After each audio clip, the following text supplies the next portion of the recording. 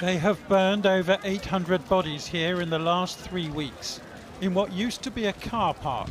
This in Delhi, a city of 20 million people, where the official death toll is 1 dead from COVID every 4 minutes.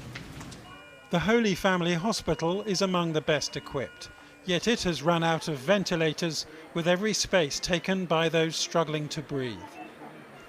The patients are younger than last year's first wave, overwhelmed by new strains of the virus, and their families have been campaigning for days to have their relatives admitted. It cannot be left to the citizens to run around to find a bed. They are dying on the way to the hospital because they are going from hospital to hospital trying to find a bed. That's no way to treat our citizens. Amit Goel is 39 and battling to avoid becoming another statistic. His wife Manika is at his bedside, frantically ringing around in search of a ventilator. Her mother died without one this morning, and now the doctors say her husband has just 2 days left. I'm hearing news that even hospitals do not have oxygen. Yeah. I mean, I don't know, even this oxygen can be switched off at any time. If it is not available, then what will I do? I will just see him dying in front of me. It's bad. I saw one message that it is not COVID which is killing people. It is the unavailability of the treatment which is killing people.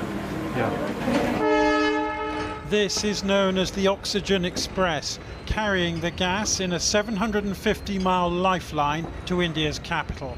The country produces some 7,000 tons of oxygen a day, but its distribution has come calamitously late. The black market for refills is extortionate.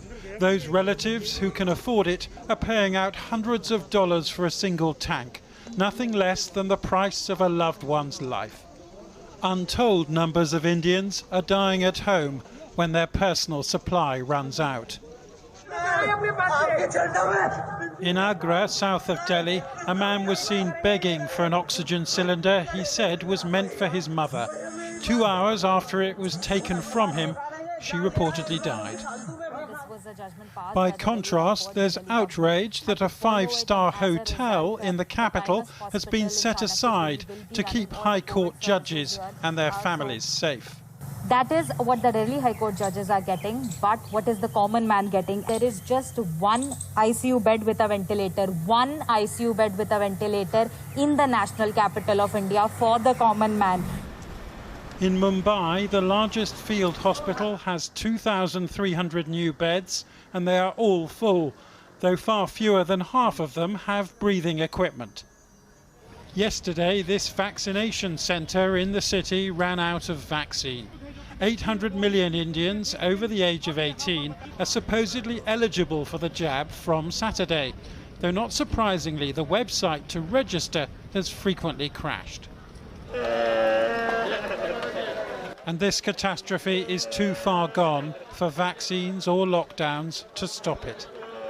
Medical experts say the official death toll of over 200,000 could be closer to 1 million, with infections set to continue rising for the next few weeks.